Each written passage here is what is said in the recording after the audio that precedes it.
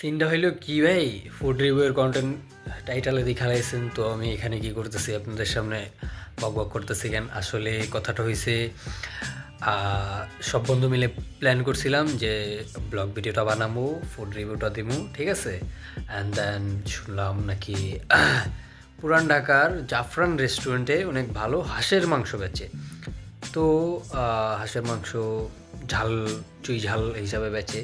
তো আমরা ভাবলাম যে ঠিক আছে ওইটাই ট্রাই করি, অ্যান্ড দেন টেস্টটা বলি আপনাদের জানাই, দেখি কীরকম হয়।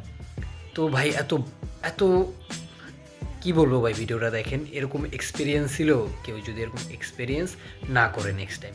আমরা হাঁসের গোস্ত পাওয়ার জন্য রেস্টুরেন্ট খুঁজতেছি, এখন খোঁজার পরে দেখা হইতাছে, আগে দেখি হাঁসের গোস্ত ভালো হয় না খারাপ হয় ফুড রিভিউ দেবো।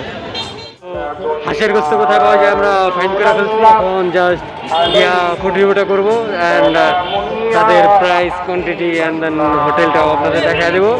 তো ওখানেই দেখা হইতেছে হোটেলের ভিতরে। এক্সাইটেড আপনি এত মোবাইল যদি কাছে নিয়ে আসেন তাহলে কেমন হইলো? আমি ভাই এক্সাইটেড, কিন্তু পিছনে দুটা মোটা আছে, ওরা মাঙ্গের পোলারা আগে সব খাওয়া শুরু করে দিচ্ছে। দেখেন না ডাকতেছে আমার মোটা দুটা, আমার খাওয়ানোর লেগে মনে হবো মতন আমি নেবেন না হবো। এদিকে কেউ আছে অনেক বেশি, ঠিক আছে ভাই, জাস্ট আমি রেস্টুরেন্টটা দেখা দিই। এটার নাম হয়েছে আপনার পুরান ঢাকার জাফরান ক্যাফে, ঠিক আছে।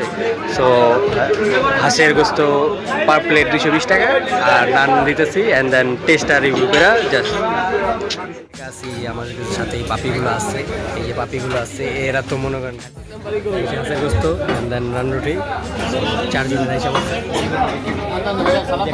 ভাই হিসাবে ভিডিও বানাইতে চরম করতেছে।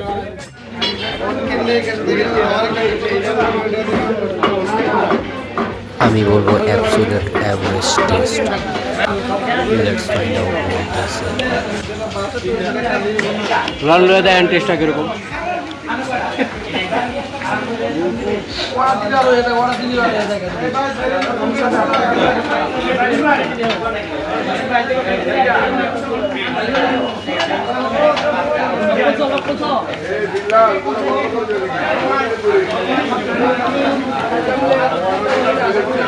অ্যাবসলিউট অ্যাভারেজ টেস্ট, দাম হিসাবেও ওরকম বেটার না, টেস্টও অত বেটার না। এখন কি বলবো বুঝতে পারতেছি না, তার মধ্যে কেউ আছে অনেক বেশি, ভিডিও বানাইতে পারতেছি না। অ্যান্ড চাইলে এসে চেক করতে পারেন, but test average, লুকও average.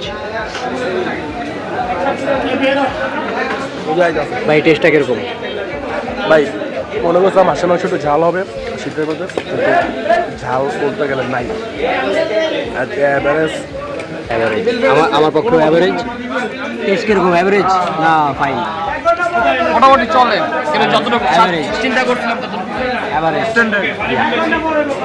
So এই ছিল টেস্ট, অ্যান্ড তো 1000 টাকার মাল খালায় তো দিতে পারবো না, দেওয়ার পরে দেখলাম এই যে এক পাড়া, ঠিক আছে ভাই, হয় হাঁসের গোস্ত লাগে ভাই, গ্রিলের সস দেওয়া যাবো ভাই, বাসায় লেগে যাবো হয় সস, বুঝছেন বেড়ায় ওয়েটারও আর ইজ্জত দিয়ে গেল, এখন ইজ্জত লেই চুপচাপ খিসকে খাই। ভাই সস তো পাইলেন না, তবে এরা খান ভাই, এরা খান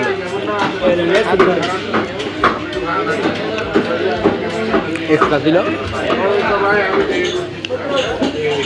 টেস্ট ভাই, অত ঝালো না, অত ইয়ে না, কিন্তু সুসার প্লেট 2 টাকা। তোমরা তো মনে হয় যে এটা মশলা বানাইছো। সাড়ে মশলা এই সে ভাই। আর হাঁসের গোস্ত স্কিন সহকারে, তো ওটা মনে করেন রুটি দিয়ে ছিঁড়া খেতে পারবো না, এটা দাঁত দিয়ে কামড়া খেতে দেবো। ওই হিসাবে ভাই প্রাইস হিসাবে মিডিয়াম টেস্ট।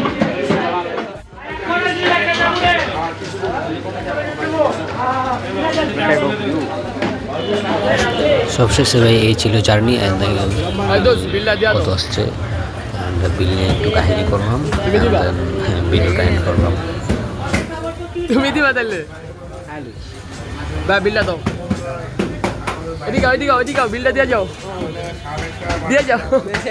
খাওয়া দাওয়া শেষ এখন হোটেলে তো মনে করেন ডাইরেক্টলি বললাম টেস্টটা অ্যাভারেজ বেড়ারা তো মাইট না দিয়ে ছেড়ে দিচ্ছে ঠিক আছে এখন মনে করেন একটু চক্রাইতে বললাম সদরঘাট এই যে ওই যে দেখতে পারেন পিছিয়ে লঞ্চ ঠিক আছে এখন এখন মাত্র খাওয়া বেরিয়েছে হাঁসের গোস্ত সদরঘাটের ভাই পানির গ্রানুইঙ্গা ভাই এখন বেরিয়ে যেতে থেকে ভাই কিছু করার নেই ভাই ছিল ফুড রিভিউটা সো এখন তোমরা যদি ট্রাই করতে চাও আমার রিকমেন্ড থাকবে যে না ভাই শুধুই ভাই টাকা নষ্ট তুমি যে প্রাইসে ওইখান থেকে কিনা খাইবা ওই প্রাইসে তুমি বাসায় অনেক অনেক হাই কোয়ালিটি অনেক বেটারভাবে বানায় খাইতে পারবা সো আমার রিকমেন্ডেড ভাই প্রয়োজন নেই ভাই জাফরান যতই ঐতিহ্যবাহী হোক ভাই এটা একটু মানটা অনেক খারাপ হয়ে গেছে মানে কোয়ালিটি আরে আর কি বলবো যাক এটাই আমার রিভিউ ছিল অনেক ব্যাড একটা ফুড ছিল জাস্ট ওকে চলে এটাই তাহলে পিস আউট